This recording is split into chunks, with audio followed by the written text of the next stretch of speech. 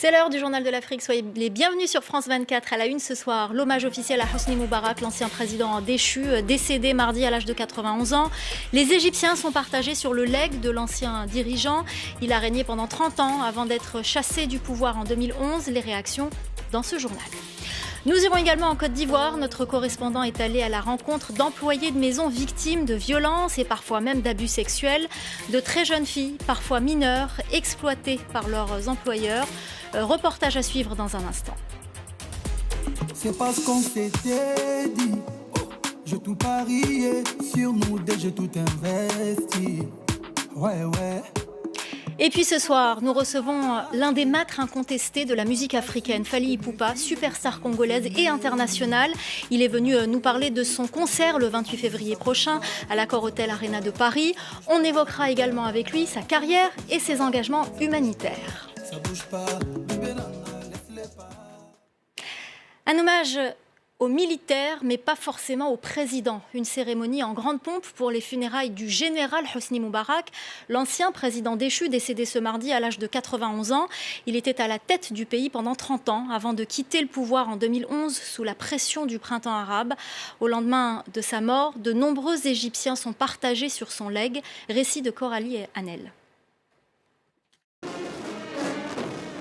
Une cérémonie officielle en grande pompe et 3 jours de deuil national pour un ancien président souvent qualifié de dictateur. Hosni Moubarak a dirigé l'Égypte pendant 30 ans d'une main de fer avant d'être renversé par la révolution du printemps arabe en 2011.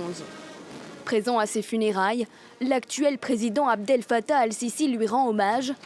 Il se rappellera de lui comme d'un valeureux commandant, un héros de la guerre du Kippour contre Israël en 1973. Mais dans la rue, Hosni Moubarak laisse derrière lui des Égyptiens aux sentiments mitigés. Certains en sont persuadés, l'Égypte serait un pays différent si Hosni Moubarak ne s'était pas maintenu au pouvoir si longtemps. Si Moubarak avait fait partie des présidents qui croyaient à la passation pacifique du pouvoir, alors nous pourrions aujourd'hui appliquer ce principe comme tout pays démocratique. C'était son principal défaut. Je crois que nous, les générations des années 70 et 80, avons grandi avec cet homme que nous considérons comme un père. Il a été au pouvoir pendant plus de 30 ans. Qu'il repose en paix, c'était un homme respectable. Pendant de nombreuses années, Moubarak joue un rôle de médiateur entre Palestiniens et Israéliens. En interne, il permet à l'Égypte de faire progresser son économie. Mais sa présidence est surtout marquée par de profondes inégalités sociales, des abus policiers et une corruption endémique. Lui-même militaire, le président al-Sisi a restauré un régime autoritaire similaire à celui de Moubarak. L'ancien Raïs doit être enterré dans le tombeau familial à Héliopolis, dans l'est du Caire. Au Togo, l'opposant Agbeyome Kodjo a déposé un recours devant la Cour constitutionnelle, arrivé en seconde position à l'élection présidentielle. Derrière le président sortant Faure Simbe, il dénonce de faux résultats et une mascarade électorale. L'ancien Premier ministre a obtenu 18% des voix contre 72 pour le président sortant selon les résultats préliminaires officiels. Je pense que... Une soirée politique importante en Tunisie. Le Parlement devrait accorder ce mercredi sa confiance au nouveau gouvernement. Il a été formé après 4 mois d'intenses négociations. Dans le cas contraire, ce second rejet, après un premier échec en janvier, ouvrirait la porte à la dissolution de l'Assemblée des représentants du peuple et à des élections anticipées. Après l'annonce hier des autorités algériennes du premier cas de coronavirus, Alger souhaite rassurer. La situation serait sous contrôle selon les autorités sanitaires. Le cas confirmé au Covid-19 est un Italien de 55 ans arrivé en Algérie le 17 février dernier. Écoutez le directeur de la prévention du ministère de la Santé.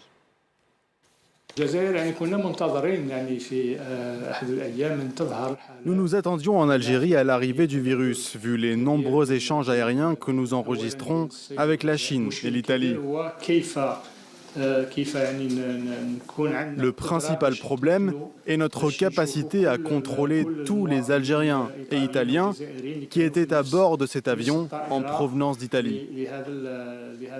Toutes les personnes proches du cas confirmé de coronavirus sont sujettes à des examens.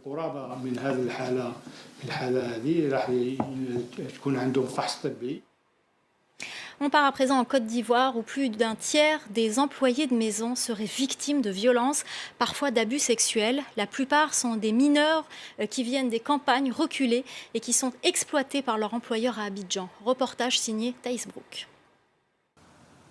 Les bouchons d'Abidjan, terrain de jeu préféré des vendeuses à la sauvette. Mineures pour la plupart, elles sont souvent envoyées mendier par leur employeur. C'est ce qui est arrivé à cette jeune fille de 9 ans. Elle m'a donné petit cola d'aller vendre. Ma patronne m'a demandé d'aller vendre des choses dans la rue. On m'a volé et j'ai perdu 300 francs CFA. Elle m'a dit que je l'avais volé, alors elle m'a frappé avec des fils électriques. Sa patronne avait convaincu ses parents de la lui confier, qu'elle allait s'occuper d'elle. Mais une fois arrivée à Abidjan, le cauchemar commence. La dame avait dit qu'elle m'amènerait à l'école, alors que c'était faux. Moi, je voulais aller à l'école. À la place, je me levais à 5 heures, je nettoyais sa maison, je balayais. Je nettoyais la douche et les toilettes. Elle parvient à s'enfuir et trouve refuge dans ce centre de transit qui accueille une 50aine de jeunes filles. Car son cas est loin d'être une exception. Les trafiquants profitent souvent de la crédulité et de la précarité des familles dans les campagnes reculées. Et ces personnes vont demander à venir en aide, soit à la famille de l'enfant, en prenant l'enfant et en venant à l'enfant en ville pour la scolariser ou la mettre en apprentissage. Mais malheureusement, une fois en ville, les choses changent. L'enfant ou bien la jeune fille est placée comme domestique. Brimade, abus sexuels, salaire aléatoire. Selon une étude datant de 2015, plus d'un tiers des travailleuses domestiques seraient violentées. Ces abus sont parfois comparables à de l'esclavage. C'est-à-dire qu'il faut qu'elles-mêmes sachent qu'elles sont en situation de travail. Parce que très souvent, ce que les employeurs disent, c'est que pour eux, c'est un service qu'ils rendent à la personne qui vient travailler chez elles. Voilà, donc il faut qu'elles puissent connaître leurs droits et que, en cas de violation ou d'atteinte ou de maltraitance, quels sont les recours qui s'offrent à elles. En 2014, un projet de loi devant encadrer le secteur était passé à la trappe. Une nouvelle loi serait en cours de préparation. Un espoir pour les centaines de milliers de travailleuses domestiques que compte le pays. Il est l'un des maîtres incontestés de la musique africaine du moment et il est sur le plateau du Journal de l'Afrique de France 24. Fally Ipupa, 15 ans de carrière, l'artiste francophone africain le plus connu dans le monde. Il a donné une vingtaine de concerts aux États-Unis l'année dernière. Il s'affiche avec les plus grandes stars du moment. Fally Ipupa, merci infiniment d'être avec nous sur ce plateau. Bonsoir, bienvenue. Bonsoir, c'est moi qui vous remercie. Alors, comment expliquez-vous ce succès que vous avez, ces 15 ans de carrière? Quelle est votre force, Fally Ipupa? C'est le travail, la détermination et la volonté, je crois. Et c'est pas aussi, évidemment, le talent, et le talent aussi d'avoir su aussi mêler cette rumba congolaise avec la musique urbaine. Voilà, c'est le mélange de la musique congolaise des bases, la rumba, et puis la musique urbaine internationale. Ouais. C'est ça qui donne Tokos Music, en fait, mon style à moi, propre à moi. Ouais. Alors on va écouter un extrait de votre dernier titre, Ça bouge pas, et on en reparle juste après. Entre nous ça bouge pas, ça bouge pas, ça bouge pas, Mouté Mananga. Entre nous ça bouge pas, ça bouge pas, ça bouge pas, bébé nana, laisse-les parler, laisse-les parler, laisse-les parler, laisse-les parler.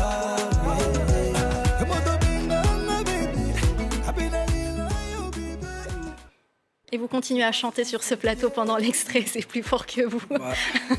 Alors, vous allez certainement l'interpréter lors du concert de vendredi. Ce concert prévu donc ce vendredi 28 février à l'hôtel Accor Arena à Paris. Quel est le programme de ce concert? Le programme, vendredi, il y aura le concert et moi je serai sur scène à 20h50. Donc je commence la fête à 20h50 jusqu'à 23h30. Et vous avez prévu un spectacle, il y aura des guest stars? On a prévu un super spectacle et puis il y aura quelques guests. Et voilà, les gens, j'invite tout le monde qui aime la musique, qui aime ma musique, de venir, en tout cas de ne pas rater cette occasion parce que pour moi, ce sera l'un des meilleurs concerts de l'année 2020. On n'en doute pas, on n'en doute pas. Fally Ipupa, on connaît votre talent, on l'a vu et on le verra encore, mais on connaît aussi votre engagement sur le terrain humanitaire, on en parle beaucoup. Cet engagement, vous le faites à travers des dons physiques, d'ambulances à des hôpitaux, mais aussi le don de vous-même. Vous avez par exemple rendu visite à ces victimes de violences sexuelles, ces patients du docteur Mukwege. À l'hôpital Panzi, oui. Pour moi, je pense qu'en tant qu'humain, j'ai le devoir d'aider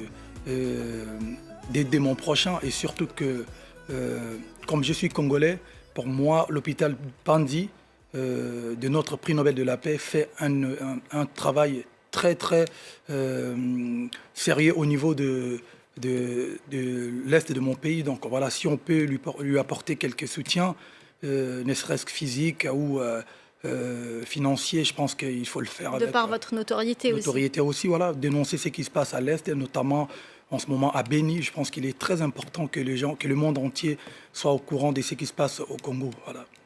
Alors, Fally Ipupa, on ne va pas les citer, mais il y a des groupes d'opposants congolais radicaux qui tentent d'annuler votre concert en menaçant par exemple le public. Le dispositif de sécurité pour votre concert a été considérablement renforcé pour vendredi. C'est déjà arrivé qu'on annule votre concert en 2011 et vous n'êtes pas le seul artiste d'ailleurs à subir ces intimidations. D'abord, quel est votre message à votre public pour ce vendredi et ensuite quel est votre message à ces groupes radicaux qui tentent de perturber vos concerts? D'abord un message à mon public, les gens qui sont prêts, qui veulent s'amuser avec moi, qui veulent participer au concert, n'ayez pas peur, venez, il y a des dispositions qui sont là, donc vous serez en sécurité et il y aura de la bonne musique surtout. Venez, en tout cas on vous attend, je vous attends, ne craignez rien. Je suis d'attaque pour faire ce concert et vous avez vos tickets. Donc voilà, donc il faut que vous veniez. Et pour les gens qui veulent absolument boycotter les concerts, moi je leur dirais, écoutez, si on est tous Congolais, on n'a pas besoin de menacer ses propres frères et sœurs. Donc voilà, ceux qui ne voudront pas venir, rester à la maison. Laissez, c'est quand même la France, c'est un pays des droits de l'homme, de la liberté. Il faut, on va pas interdire aux Congolais qui sont en France de venir soutenir leurs frères congolais. Là, ça devient un peu compliqué. Mais je pense qu'il ne se passe rien. Je pense que il ne se passera rien. Ouais, je pense que voilà, les gens qui viendront seront en sécurité. Ça affiche déjà presque complet d'ailleurs, je tiens à préciser. Ouais, presque complet, ouais. Il nous reste que quelques places, mais bon, je pense que jusqu'à demain, il ne restera plus rien. Il ne restera plus rien, ouais. Un prochain album est attendu cette année. Vous pouvez nous en dire quelques mots? Ouais, donc je suis en train de préparer mon 6e album studio. Et donc en fait, c'est la suite de mon album Tokos. Et voilà, l'album sortira précisément cet été. Mais on a déjà balancé le premier single de l'album qui s'appelle Ça bouge pas, qu'on vient de regarder. Voilà, je suis content. Je suis à presque 80% du projet. Et quand les gens vont le découvrir, ils vont vraiment apprécier le boulot. Et vous viendrez nous en reparler dans le Journal de l'Afrique? Avec plaisir, toujours avec plaisir. Merci beaucoup, merci d'avoir accepté notre invitation. Merci d'être venu nous parler de cet album et de ce concert. Je rappelle à nos téléspectateurs qu'on peut également vous retrouver sur le site internet de France 24 et d'RFI. Vous étiez l'invité de Juliette Fievé pour l'émission Légendes urbaines. Pour ceux qui aimeraient découvrir encore plus sur j'en ai fait pas mal. Sur votre personne. Vous êtes passé aussi chez Amobé, Journal de la culture de France 24. Merci d'être venu au Journal de l'Afrique. Restez avec nous dans quelques instants. C'est la suite de Paris Direct en se quittant en musique. Son cœur, prétestant que l'opéra n'a de change. Les lois qui t'ont bien Mathieu Panaye.